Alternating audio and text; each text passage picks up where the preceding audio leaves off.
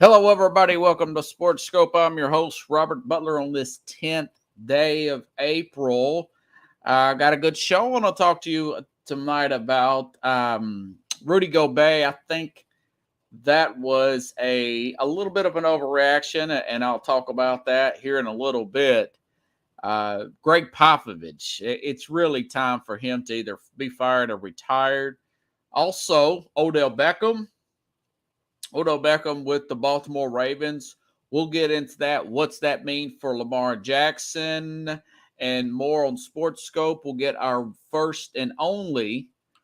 and only break out of the way, and I'll be back here in 49 seconds. Hello, Sports Scope followers. The program has seen tremendous growth since going 5 days a week. I just wanted to thank everybody for your cash contributions and sharing the program with friends and families. Just a reminder, if you want to contribute to the program, go to the Cash App, the cash sign, and Sports Scope. There are other ways to contribute to the program listed at the bottom of the screen. If you want to advertise on the program, go to sports, that is sports with an S, another S, scope, SKOPE, at gmail.com, just like it's listed at the bottom of the screen. Thank you and enjoy the program. All righty then, I'm back here live. Now, I'll say this. The Ravens, they do go after players that they are, they have a sense to always seem to have the money when they need the money to make a move. Whether it's an Odell Beckham or a cornerback or someone of that nature. Odell Beckham got a $15 million guaranteed contract with the Ravens yesterday. I mean, think about it this way. This guy will be 31 this year, coming off 2 ACL injuries. He did not play all of last year. Last game he played in was the Super Bowl back in early 2022. Did not play a single game last year. And the Ravens signed him to a contract, even though it's not a $15 million cap hit this year. If say, for instance, they signed him and just said, you know what, this guy is not cutting it in camp, they take a $15 million dead cap hit on him. Plus, there are reports from TMZ that he and Lamar Jackson hung out last night to the wee hours in the morning. Now, even Shannon Sharp, Mr. Pro Guy, Pickle says it's a lot of Mr. Pro Player Guy. Even I was listening to him. He says, I thought, and this is about what I thought too, he'd get about $8 million when incentives up to 15. He's got 15 incentives up to $18 million. Think about this for a second. There are other players that have here's a few other cap hits to let you know how much overpaid he was. Stephon Diggs, still in his prime. He's a $15 million cap hit this year with Buffalo. Devontae Adams, arguably the best receiver in the game.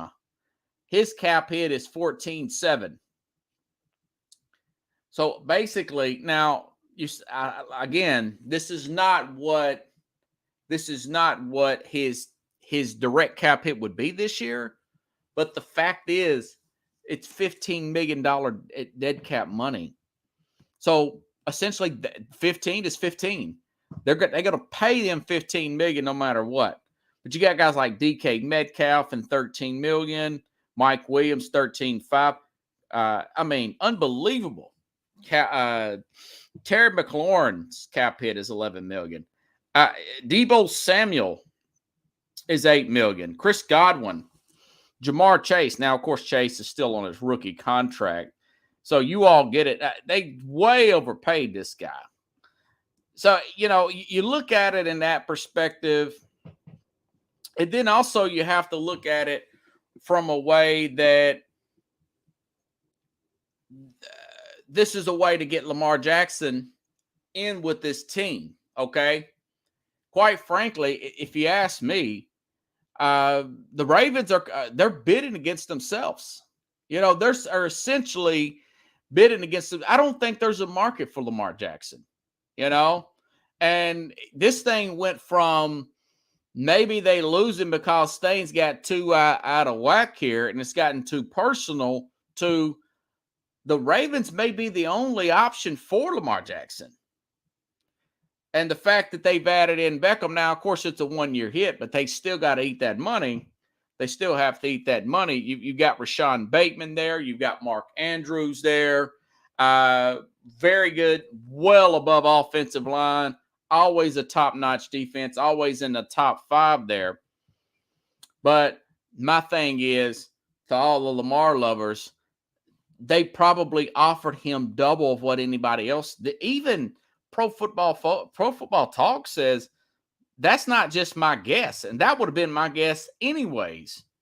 But Pro Football Talk is saying, no, this is sourced out that this was by far the best offer. Because with his range, with Jackson's unorthodox style of play, and with his heavy run team, Pickle says Devin Duvernay, that's also an end zone target for him. The truth of the matter is they way overpaid. But that's what my whole point is. They have to do to keep Jackson there, to even get anybody to play with Jackson, because they know Beckham probably simply needs the money.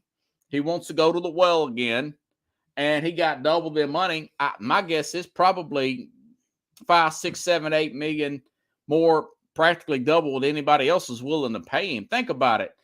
Shannon Sharp said this is a day one free agent kind of move, a first wave kind of move. Instead, this is like the third wave. Shoot, we're 2 weeks away from the draft on Thursday, and they gave all this to appease Jackson. My guess is he'll play with them next year. And if anybody signs Jackson to a long-term contract, they're going to regret it because of his injury history, in my opinion. But, maybe you get him for 3 years and get that 130 something in there, kind of save the team a little bit there.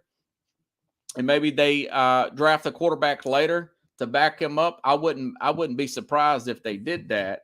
And again, the other players, notable players that had this non-exclusive franchise tag in the past, 2 notable ones, Jim Harbaugh and Steve Young, both signed back with their respective teams. The only one that didn't was Matt Castle.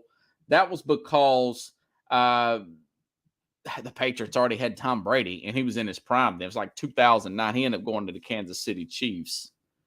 So this is a good sign that he's probably going to come back to the Ravens, and they're the only team that can have remote success with him.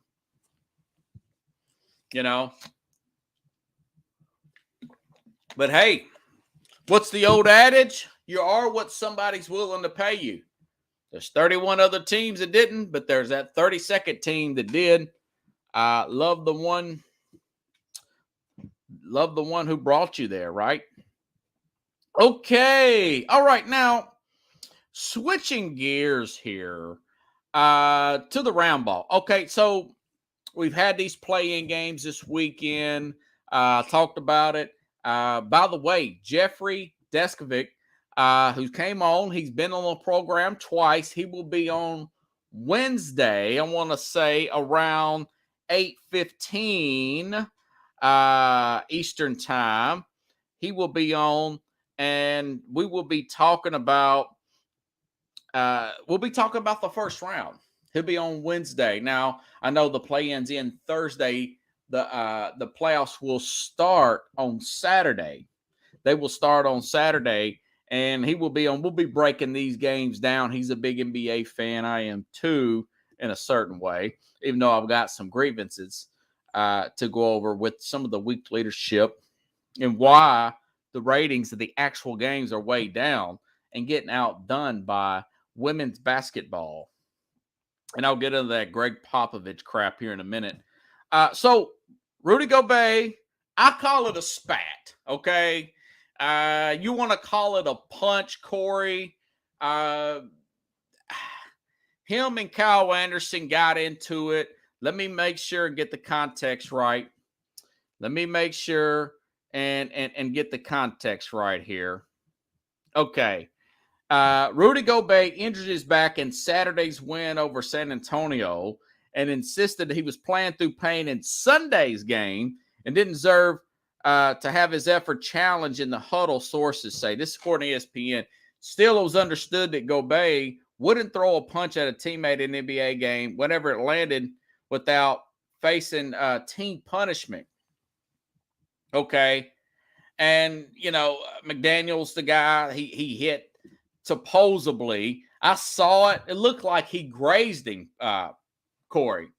This guy's having 12 points, 59% shooting, having a career highs here. But I'll say this, and plus it also, according to this report, which really is just a bummer for Timberwolves fans, that they've also have another player, this McDaniels here. That was Cal Anderson. This McDaniels here punched a wall and fractured his hand, and he'll be out immediately after been placed in a cast. So he's probably not going to play in their playing game. And Rudy Gobert now has been suspended for this Lakers game that I was really looking forward to seeing on Tuesday, tomorrow here, Corey. And this team is 2-1. They are 2-1 against the Lakers. And the winner would essentially get the 7th seed. So it looks like the Lakers, who are 2-1 against Memphis, 1-2 against Minnesota. So now they're going to draw Memphis, who don't have Steven Adams. They're going to draw Memphis, who doesn't have Steven Adams in the first round. Now Memphis will have home court, and the Lakers are an older team. I don't know if there's essentially going to be, be able to hang in there with Memphis' young legs for a 7-game series. But if you look at this, he barely grazed the player. If you watch in slow motion, he leans, he barely grazes the guy's chest. Yeah, it was on the sideline and stuff. Think about it this way. It didn't look half as bad as Draymond Green decking Jordan Poole and knocking him down in the preseason. When that video got out, Green was fined, but not even suspended in October. But Gobert, you're gonna suspend Gobert for this playing game, and now they're gonna have to play. Now, they'll have a chance to play. They'll have to win. The winner, say they lose this Laker game, they'll have to win the 8-9 matchup, and then they're going to play Denver. When they just got a few weeks ago, they just got Karl Anthony Towns back. They've got Anthony Anderson, Rudy Gobert. I mean, this is a good team here that can really make some noise. Mind you, they pushed Memphis really hard last year. I wish they could have kept away to fit in Beverly on this team, keep him with the Mike Conley, who they acquired during the offseason as well. And now all that's blowing up on them. I just don't know why that Minnesota overreacted like that. And, of course, Rudy Gobert tweeted at Draymond Green back in October. He puts, insecurity is always loud on October 7th. And, of course, yesterday, Green came back at him and says, insecurity is always loud, and with the smiley face there. So it's, whatever you put out there, you're going to get back. Whatever you put out there, you're going to get back. And quite frankly, after that skirmish, this was against the Pelicans yesterday. They were down most of this game, Minnesota was. This woke this team up, and then they played well and won the game. They end up beating New Orleans and winning the game and getting an opportunity to play for the 7th seed. Minnesota's way too good a team for that. I'm just really disappointed. There's no way I would have suspended. I would have fined him. Guys, let bygones be bygones. We're a very good team here. Let's not let this opportunity go to waste to showcase our talent in the playoffs when things really matter and get past and go ahead and take a shot, knock out this Laker team, and also take a shot at the 2 seed and push Memphis, maybe even win that series against Memphis now with Karl Anthony Towns and Gobert and, of course, the great Anderson. It's just Pickle says Grizzlies got a lousy draw here. Appreciate it, Corey. So it's really disappointing there. But hey, it is what it is. It just seems like weak leadership all around. Sometimes these things wake a team up. Sometimes a fight in the locker room, and I'm just judging by follow. I bet this game. It was Minnesota minus 2.5. And I was peeping it while playing this game yesterday. I didn't watch any of the Masters. There's too many rain delays in the Masters. Kudos to, I think his name was John Rahm, the winner there.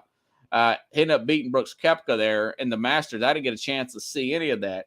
But, I'm watching it back and forth, and then I see this thing trending, which looked like he grazed Anderson or whatever on the sideline in the second quarter, and then Minnesota comes back, wins the game.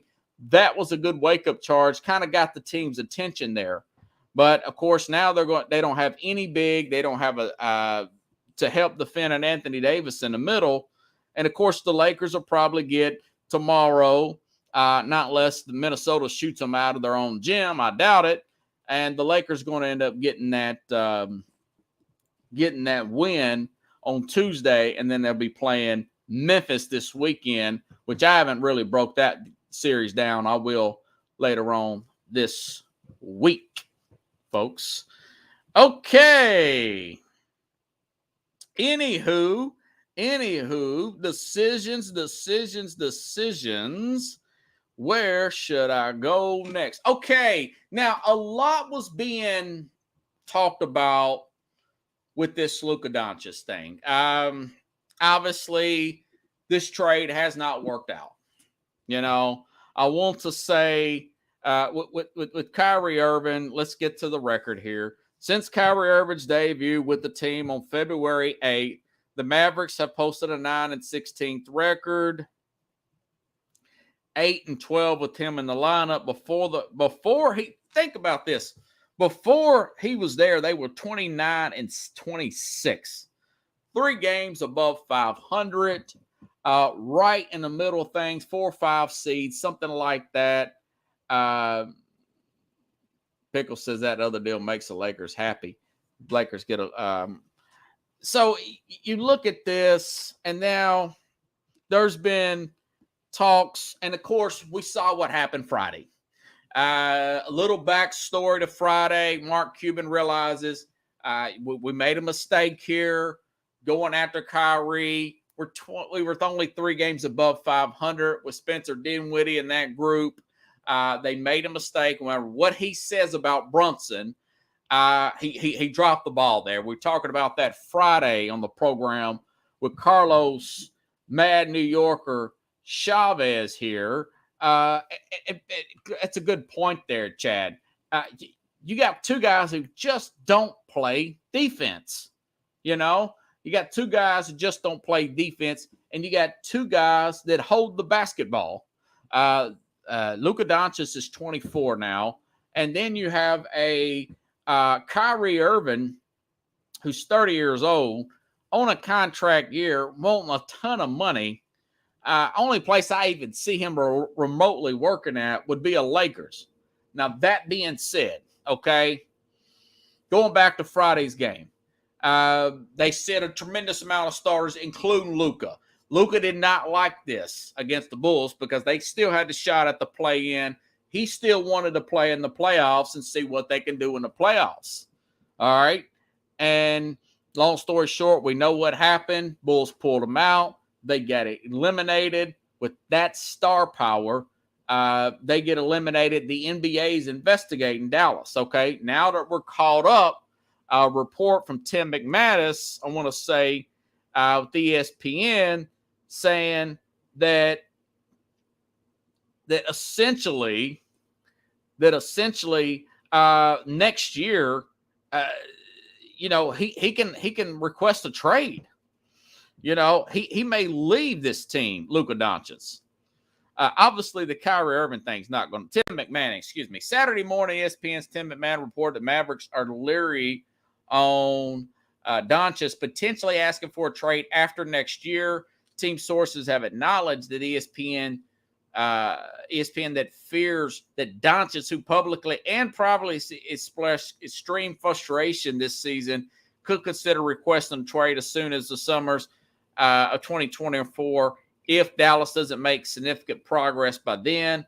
On March the 24th, the Mavericks lost 117-109 at home to the Hornets. A defeated Doncic laminated reporters that he used to have fun playing basketball, and he's just now going through the motions. You never want to hear that term, going through the motions. That's a big a knock on players, particularly in NFL. You hear that a lot. You hear guys, if you hear a commentator say, "Well, this defensive line is just going through the motions," that means they're just let's do just enough not to get called out by our coach and staff on film and get that paycheck tomorrow. And I can understand that. Losing can do that to anybody. But you know something? Colin Cowherd called him a by the way, side note, they've got a top 10 unprotected pick from the 2019 trade with Kristaps Porzingis, who did not work. Okay. Colin Cowherd's starting to call Luka Doncic, saying he's got Carmelo Anthony-like tendencies, and it's really hard to disagree with that. Ball-centric player, amazing scorer, but no matter what you put around him, you don't get anything else out of him. It doesn't lead to team success of any significance. It doesn't lead to team success of any significance, unlike a guy like a Giannis who go out and score 35, 40 points a night and get 15 boards and 7 assists. And you're messing here with a two-time MVP, plus you got a guy that's won a ring.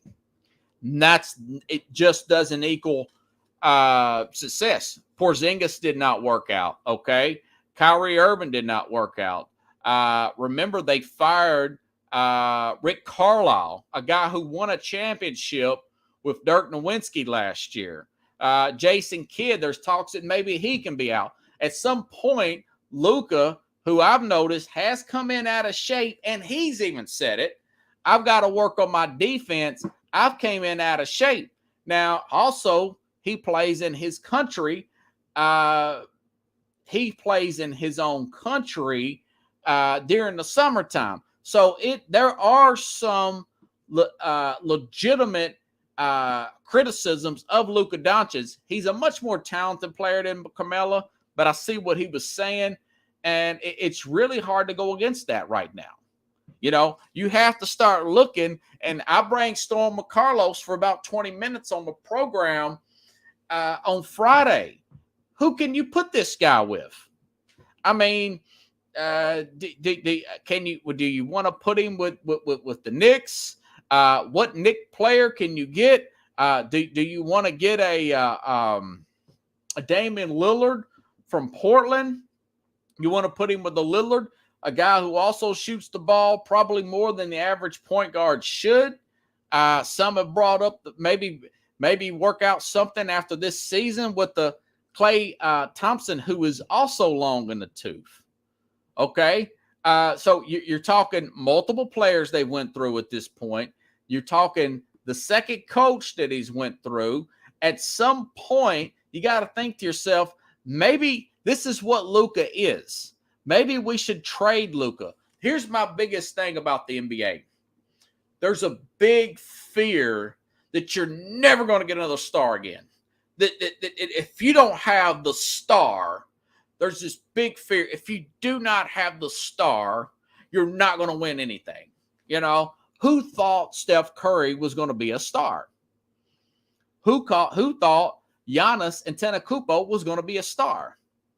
You have to look at the way teams draft. You have to look at scouting and everything else, and stop living off fear. I was like, we're never going to get a star again. We're just never going. If you have bad personnel people, you might be right. If you don't hit the lottery, you might be right. But if you got good personnel people, I never thought Jason Tatum would be this good. I never thought the Celtics would be this good, because I didn't hear about any of those players. I heard a little bit about Marcus Smart at Oklahoma State. Okay. But I think there's this fear here. There's this fear that it's just that. You know, we have nothing but fear. And I think that was Theodore Roosevelt said that, talking about the Depression in the 20s after the 1929 crash. But at some point, you got to look and say, you know what? What if we simply just, now I'm not saying this today, but I'm saying at least you have to talk about it. If you are Mark Cuban and the scouts and management, and you got to say, maybe we should just try to trade him while he's red hot right now, while he's in his prime. So I looked this up. 5 teams with the most first-round picks from 2021 to 2027. The Memphis Grizzlies, the New York Knicks. Could you imagine him up in New York? You know?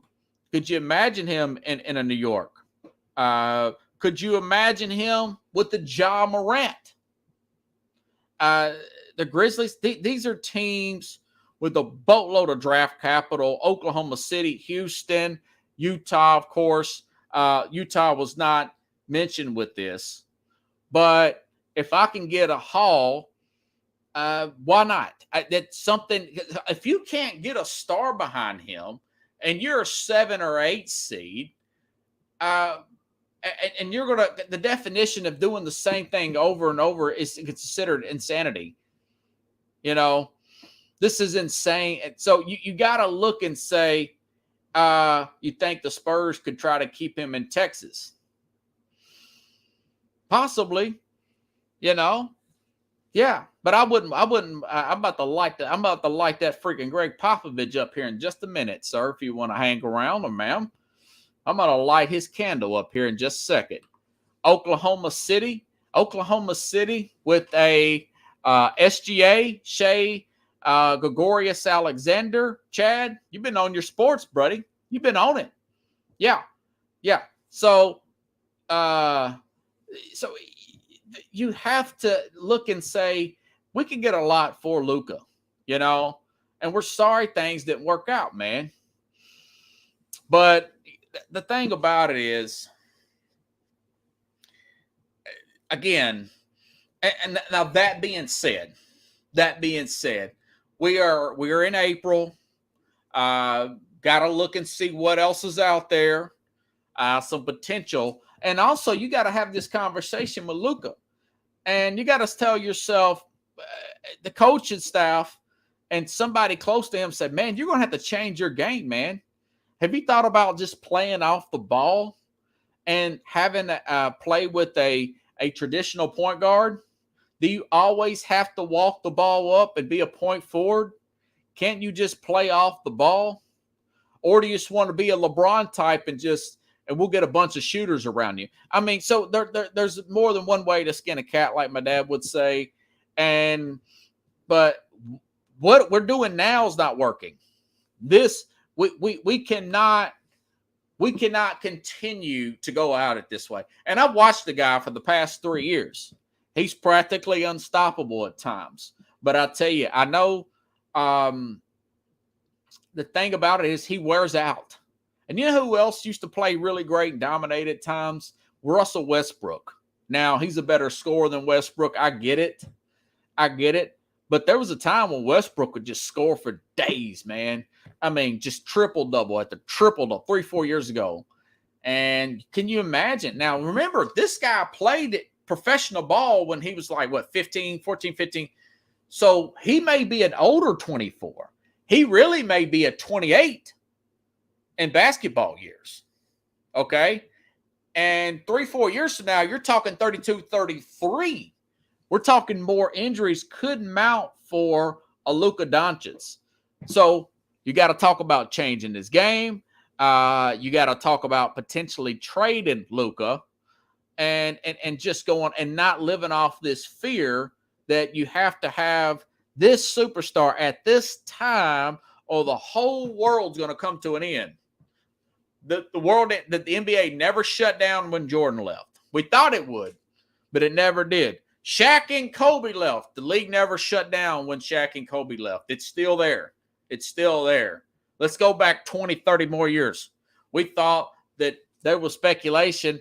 Maybe the league will shut down when the great West Coast, East Coast, Bird versus Magic. No, Jordan came on. The Pistons came on.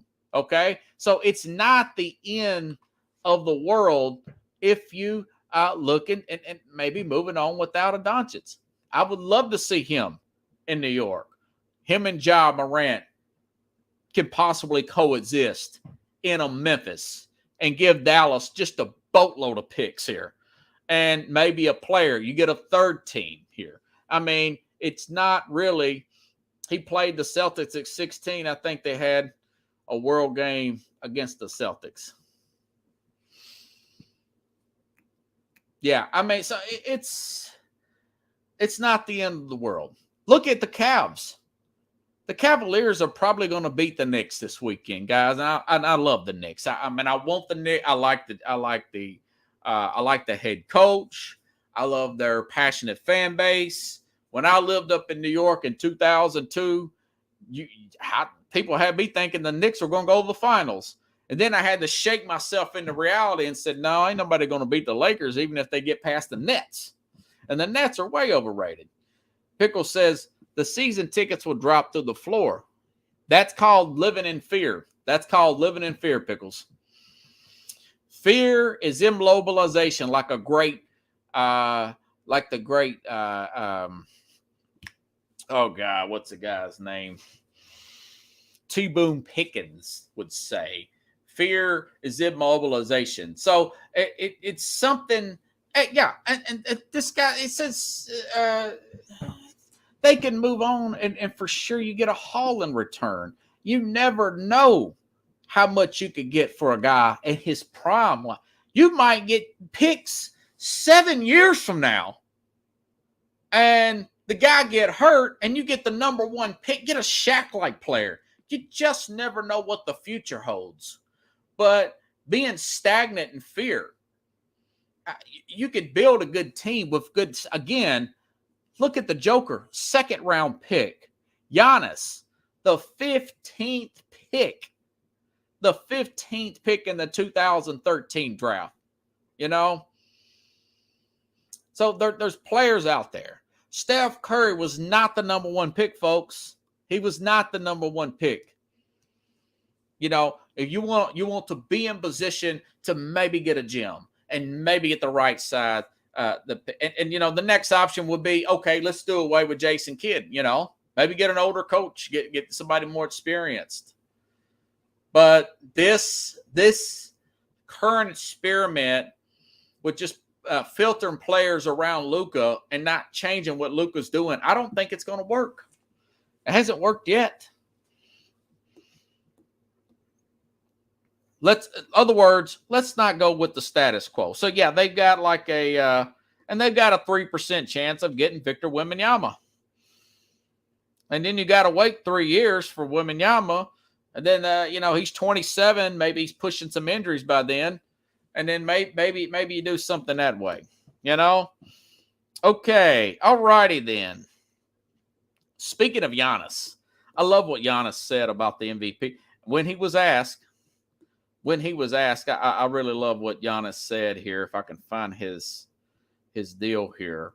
I think Giannis should get it, but I'm not going to lose any sleep if he don't, because he only played 61 games. Now, the new CBA, this is the new CBA. This is not the current CBA, but the new CBA would say to be eligible for awards, All-NBA, MVP, defense, you've got to play 65 games. All right? You got to play 65 games. Now, let me see where I'm at here on this Giannis thing here. Yeah, he didn't play 60. I think he played like 63 games here, I want to say. But this is what Giannis, he says, I believe the last 5 years I've been the MVP. Do I want a third MVP? Hell bleeping yeah. I want a third one. I'm extremely competitive. I try to make my team successful. That's why I get paid for what I'm here for. I'm never going to be the one who discredits anybody else's work. That's not who I am as a person, and I will never beg for an MVP award and that I believe I deserve. I'm very proud that I'm able to play at an MVP level, because that means I'm making my team successful. That's the goal. That's the goal. And that's what I think Joel Embiid should say. This is a guy, he takes naps before games. He's got his body better. He's worked on his shot. He's worked on his defense. I want to say he's won Defensive Player of the Year also. And quite frankly, they're the favorites to win. They're plus, according to OddsShark, they're plus 260, followed by Boston at 350, Phoenix at 500, and people still going to go with, I guess Golden State has playing better. They've got Wiggins back. They're plus 850. And then under them, tied at plus 850 is Philadelphia. Denver's way down there at plus 900. They can use that for motivation, folks. But that's what you should say. Not, I deserve it, and have your coach say it's over, just give it to him.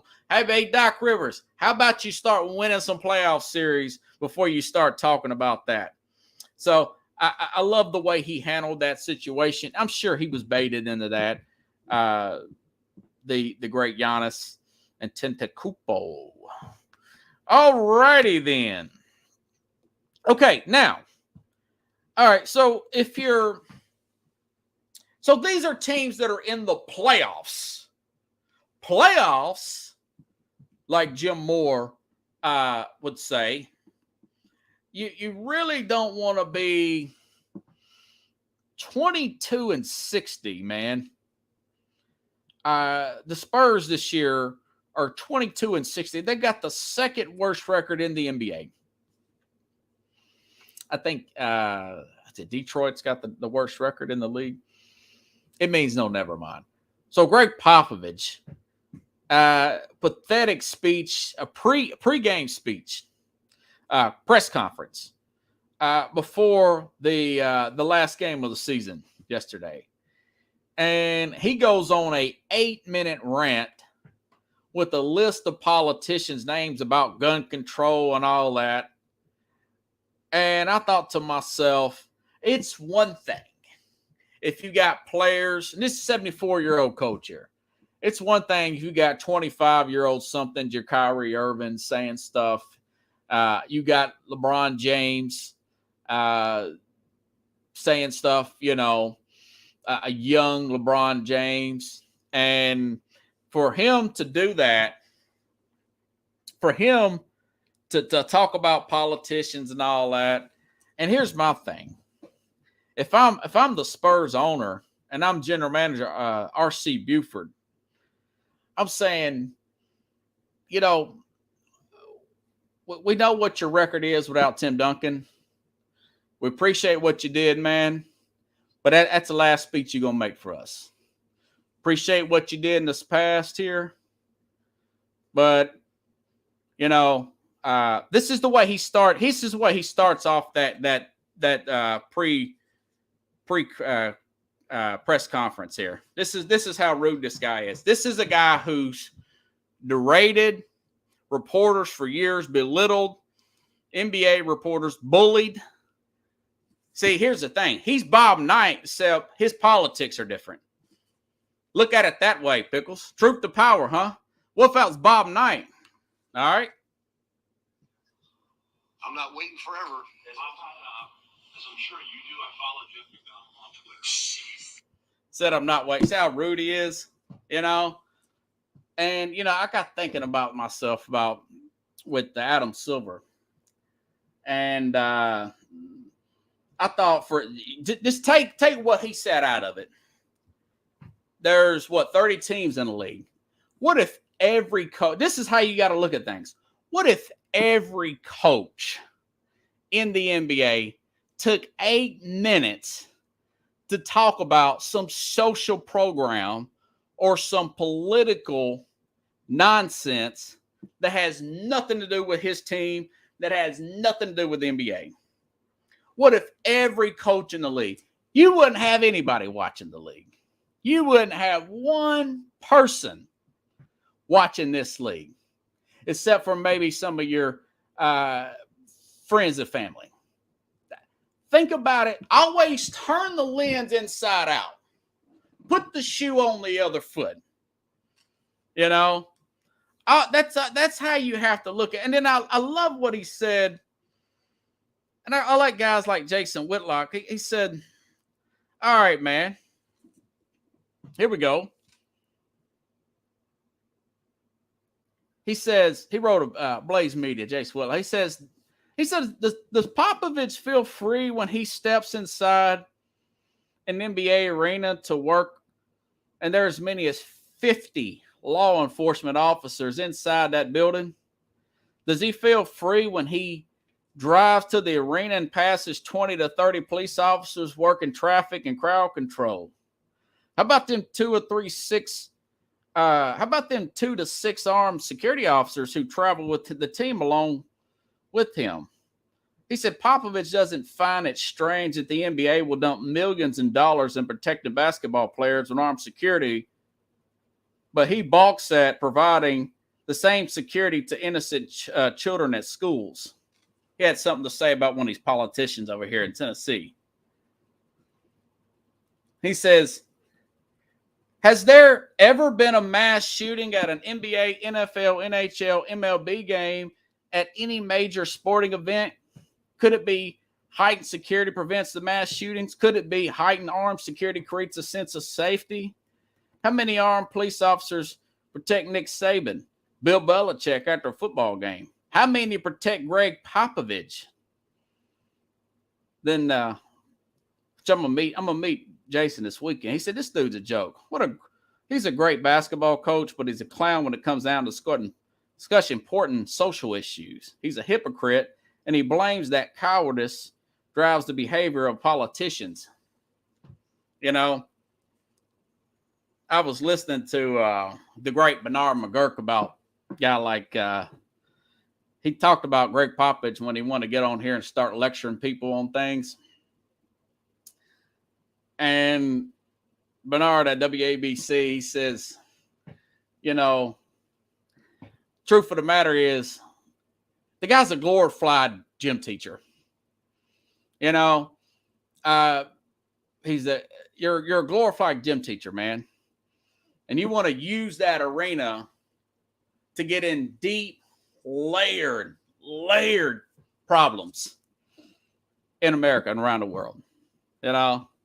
And so just for the record, because he talked guns this and guns that, the federal government's own study concluded that it's a ban on assault weapons in 1994 did nothing to reduce gun violence from 1994 to 2004. So I'm not going to curse on this show, but just shut the bleep up, So won't you step away from that glorified gym teacher job and run for office and dig into these complex issues, get your facts right, then people will take you seriously. You know, you and your Steve Kerr up there, and you play so ignorant when it comes to China, both of you. When it comes to China, because you get about 15% of your revenue from them. But you're so brilliant when it comes to our politics here, you know? And think about it this way. What if every coach, this is where Adam Silver's weak, and this is, I'd light him up for this too. And I'd find, if it was me, I'd find the Spurs for that. I would find the ownership for that. I would find the coaches for that crap. And I would make it clear. I would make it clear to them. Okay?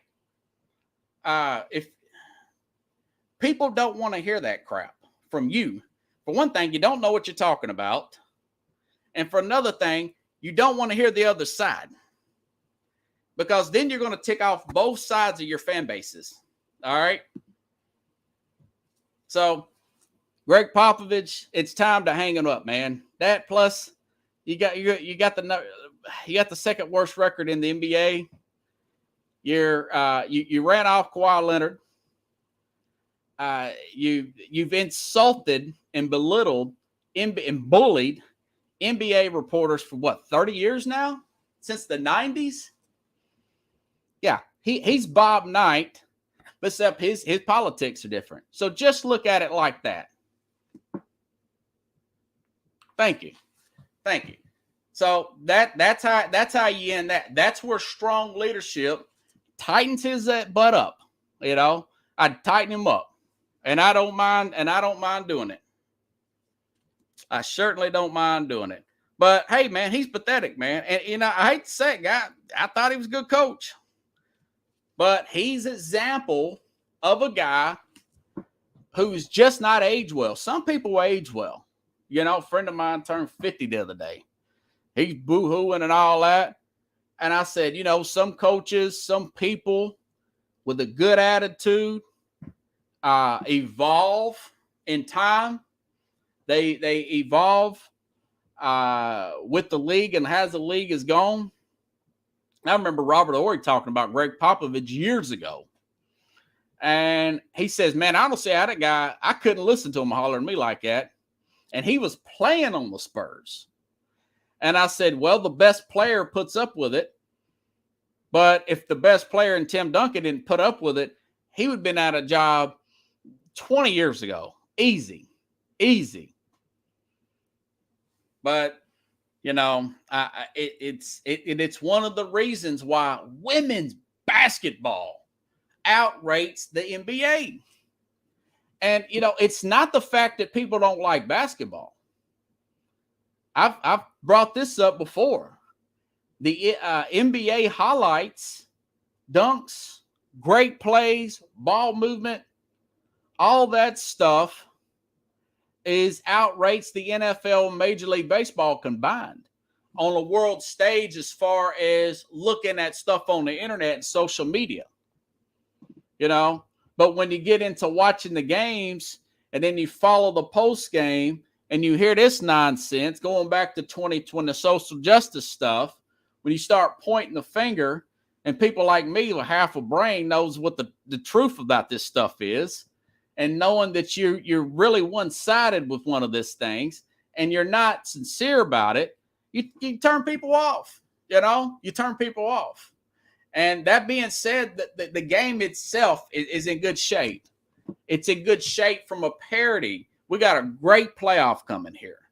From a parity perspective, you know, I've talked about it. Everybody else on, you know, Jeffrey Descovich. I mean, that Knicks and Cleveland series, that's going to be great in the East. I was hoping that Phoenix would play Golden State. I was hoping that they would play, but that didn't happen. I want to say Golden State's got the draw of the Kings. That'll be a 6-gamer, but that'll probably go to Golden State. The Lakers, that could go either way with Memphis. But these teams have experience. They're not going to just back away from the Lakers. They're not going to back out. And if the Timberwolves wouldn't have had their issue with Gobert, I would assure you that they would knock out. So these are great. This is what you want people talking about in the NBA. You want to do that other stuff? Go to another arena and do that. You know? And I was thinking to myself, if you could just let guys like Greg Popovich move on. Yeah. And Steve Kerr move on. LeBron James move on. And just get pure, raw, hardcore basketball people that are just trying to win games. And the stories we talk about outside of it, it's guys doing with, building schools and stuff like that. And their journeys from nobody to helping others become successful. Your Giannis type of stories. There's a guy who his last name's like Bridgemont or something. He owns all the Wendy's restaurants. He played for Milwaukee Bucks. He's also friends with Chauncey Billups, used to play for the Detroit Pistons. Business stories like that. Magic Johnson has the same type of politics that Popovich does, but he don't push that crap down people's throat. He don't push all that nonsense down people's throat, and that's the kind of guys you want. Magic also has a lot of businesses. He talks about success, winning, non-divisive nonsense, and that's a good ambassador for the league. But those others, that's like cutting cancer. That's cutting cancer off your league. And that's what I do not like about Adam Silver. That is weak leadership. Now, NFL, I'm in love with Goodell. They've had their share of problems over the years. But when they see a cancer like that coming, that cancer, that non-football cancer starting to grow, and it did a few years ago, they slowly start to get rid of that. They cut that cancer off the bone, and then you have a good, pure game again. A game that unites people, does not divide people. Remember, this is all escapism, This is all escapism. It's good for the psyche of people. Like I said, I have Jeffrey Deskovic coming on Wednesday. He says sports talk and sports helped him get through 16 years in prison, and that's just some random guy, modern day gladiators. Yeah. And, people work 60 hours a week, construction people. They don't want to hear that nonsense. And guess what? That's most of America. It's not a coastal elitist, who live in their ivory towers and talk virtue signals. They're everyday people that go out in the public, and deal with the public. So anyways, you guys like the show, share the show. Tomorrow I'll be back here, and I'll probably get a little bit more into these games. By the way, anything can happen any minute with that ball. I'm curious about the Ravens. I got a sense that maybe something goes down in 24 hours on that Ravens thing. The fact that Odell Beckham was hanging out with Lamar Jackson. I think Jackson's going to work out and realize that the only suitors he has is really the Ravens. That may be his only option. So that's a story I'm keeping an eye on. I keep hearing and reading that Rodgers thing is going to get done. Well, the draft is 2 weeks from Thursday. So those are any minute stories that can break down. So if that stuff drops tomorrow, I'll get into that. If not, I'll start to look into some of these playing games. They start tomorrow.